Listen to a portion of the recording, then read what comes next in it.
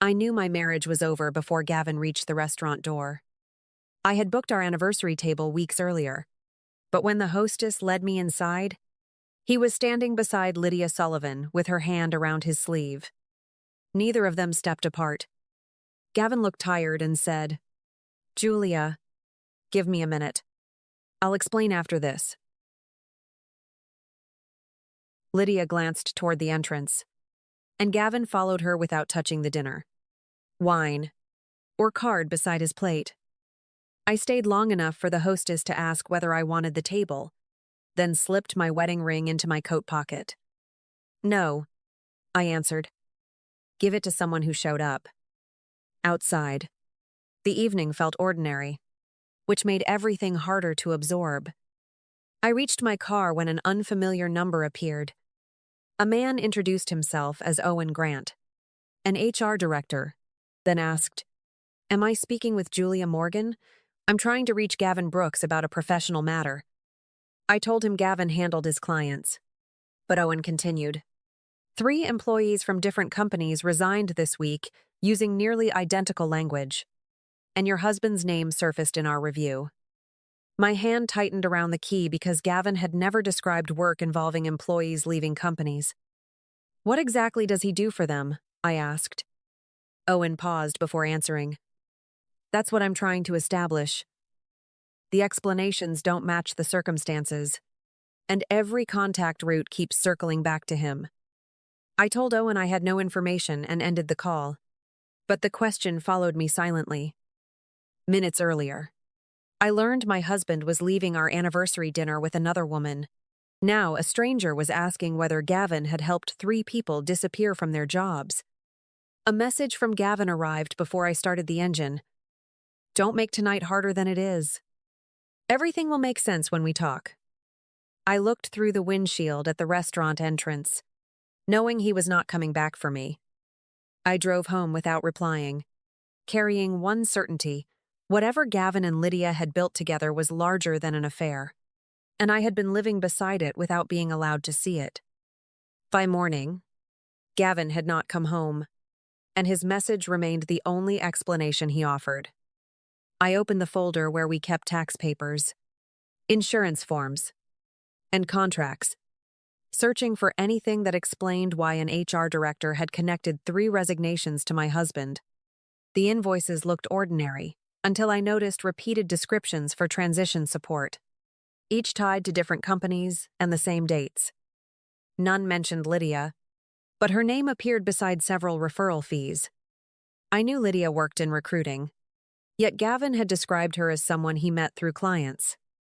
Now the documents showed a pattern. She found people desperate to leave their jobs, and he designed the exit. At first, the service looked dishonest, built around resignation letters, talking points, and excuses meant to avoid confrontation. Then I found references to emergency contacts, medical leave language, and replacement messages scheduled before clients had spoken to managers. When Gavin finally called, his voice held impatience, not regret. "You went through my files?" he demanded. And I answered, "Owen Grant called, because your clients keep disappearing from their jobs the same way."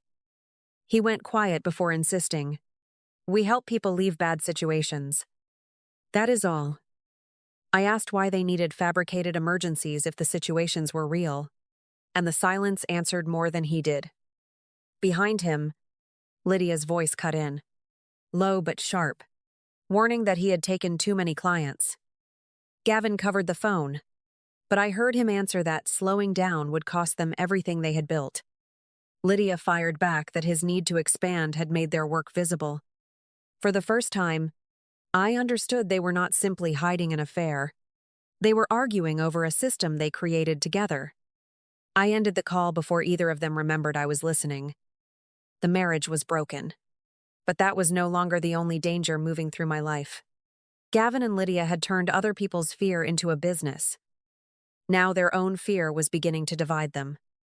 3 days later, Owen Grant called again. And this time, his voice carried the exhaustion of someone who had repeated the same conversation too many times. He explained that 3 companies in 3 different states had compared resignation files after noticing nearly identical wording, identical timelines, and identical emergency explanations. "No one is accusing your husband of writing them," he said carefully. "But we need to understand whether he coordinated these departures." I answered the only way I could. "I found out this week that I don't understand my husband's work at all." The calls did not stop after that. 2 HR departments wanted to confirm simple facts, asking whether Gavin had ever mentioned consulting for their employees or coordinating career transitions outside normal recruiting channels. Every question sounded reasonable by itself, yet together they formed a picture I had never seen while living beside him. I repeated the truth each time. "I can't answer because he never discussed those clients with me." The words became easier to say.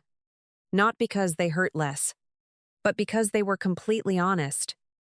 Late that afternoon, Gavin appeared outside the house carrying the confidence that used to settle every disagreement between us. He stepped onto the porch and lowered his voice. "They're overreacting.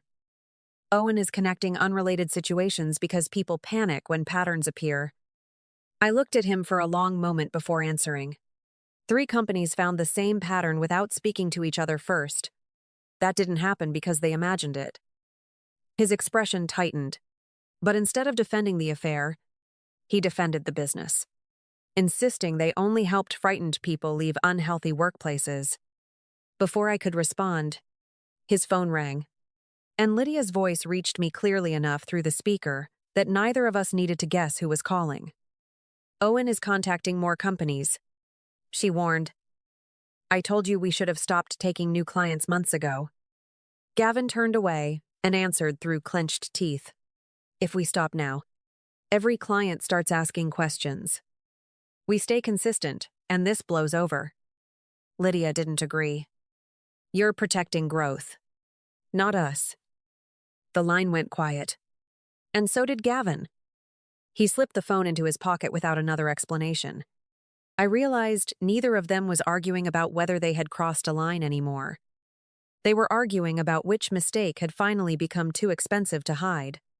And for the first time since our anniversary dinner, I understood I was no longer being asked to protect a marriage.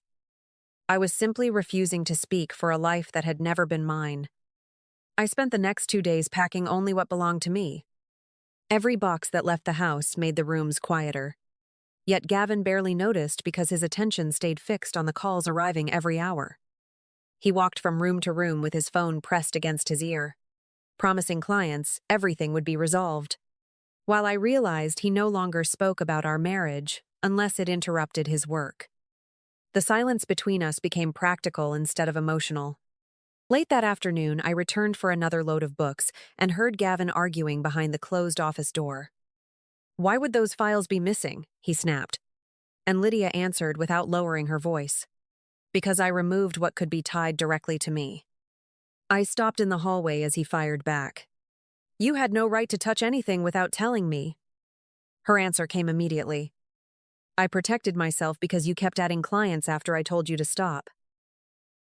The argument grew sharper with every sentence. Gavin insisted they needed one version of the truth before more companies compared records, while Lydia refused to carry the same risk after warning him for months that expansion would expose them. "If someone has to explain this," she said, "it won't be me explaining decisions you made." Gavin laughed once, but there was no confidence left in it. "You're rewriting history because you're scared." I quietly carried another box to my car and realized neither of them mentioned loyalty anymore. They talked about deleted files, clients, exposure, and responsibility, but never about each other.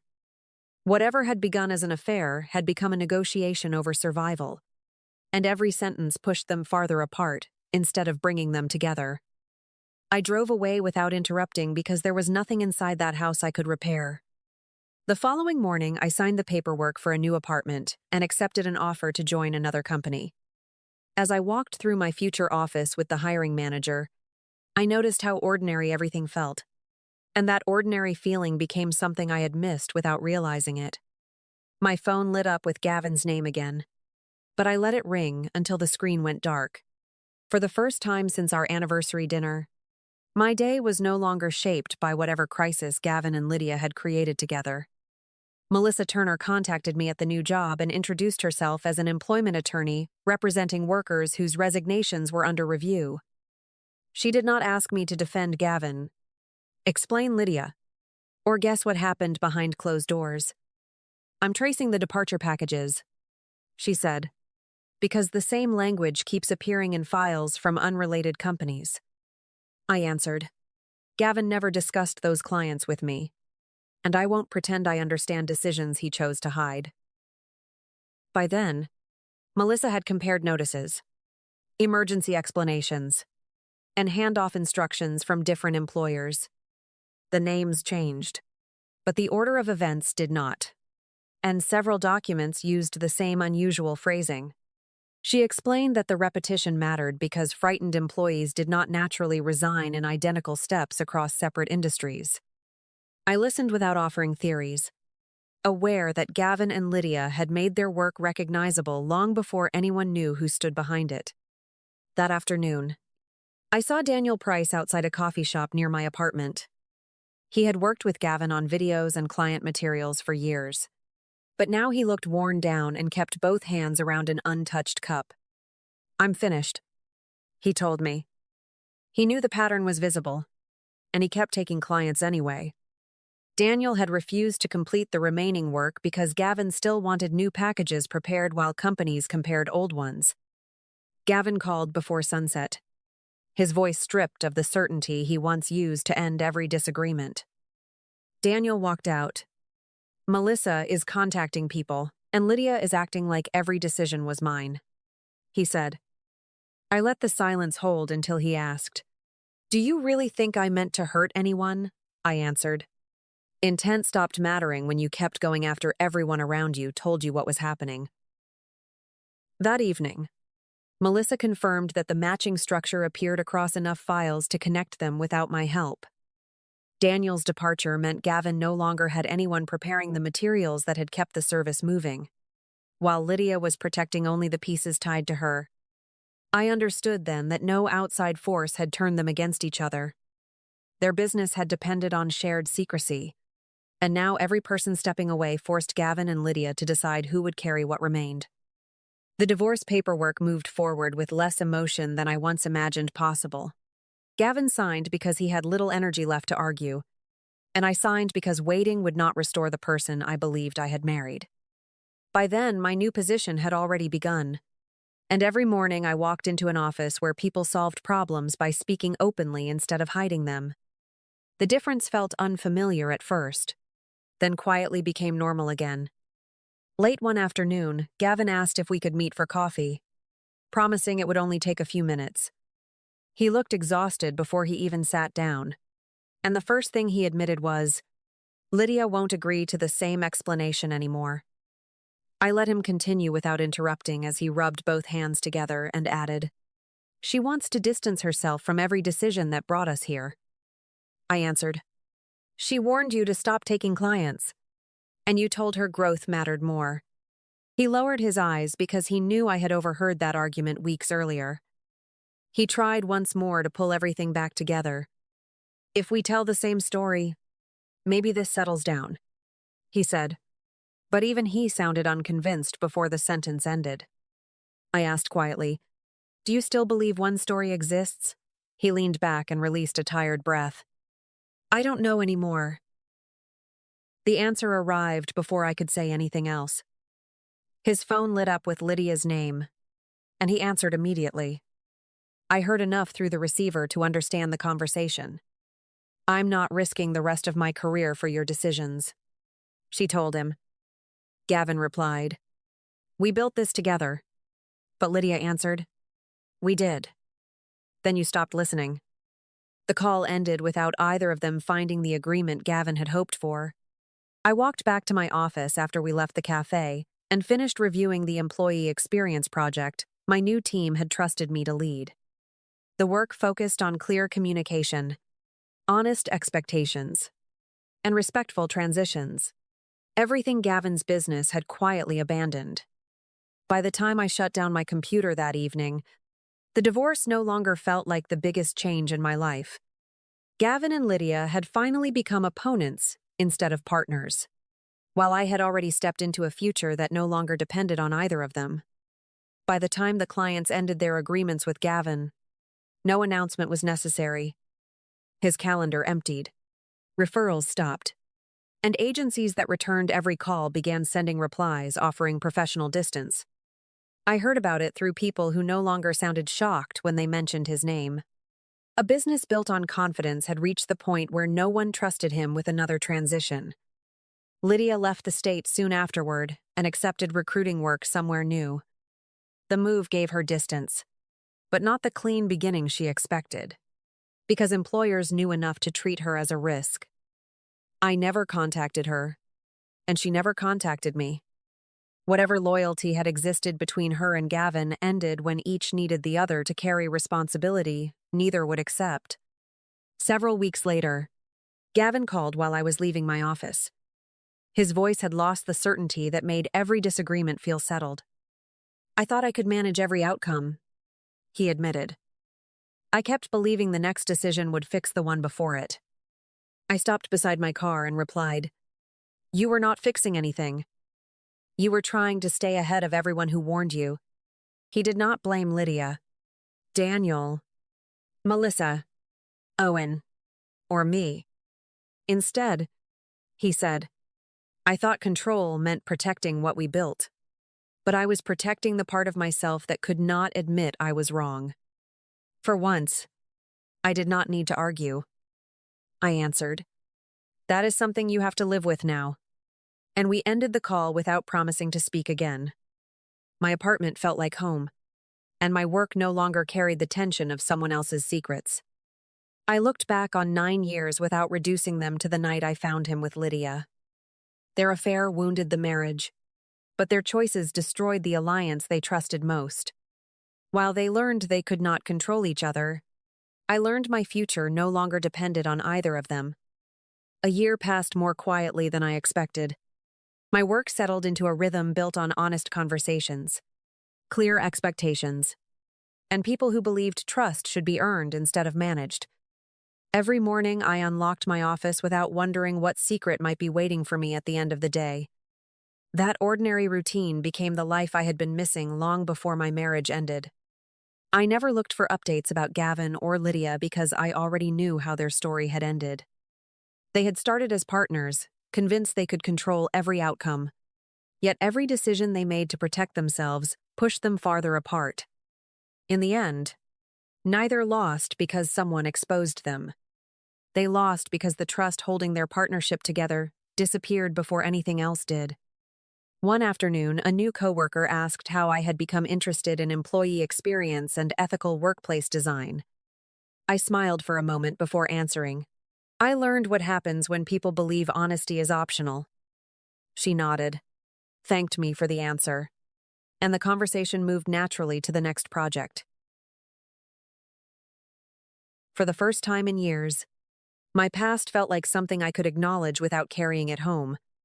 Sometimes I still remember the anniversary dinner that never happened, but it no longer feels like the moment that defined my life. What stayed with me was everything that followed. Watching two people destroy the partnership they believed would protect them, while I slowly rebuilt a life that no longer depended on either of them. That difference changed me more than the betrayal ever could. If you've ever found yourself wondering whether walking away means giving up, I hope my story reminds you that leaving the wrong life is sometimes the first honest decision you make. And if this journey stayed with you, I'd love to hear where you're watching from and what part of Julia's story spoke to you the most. Thank you for spending this time with me, and I'll see you in the next story.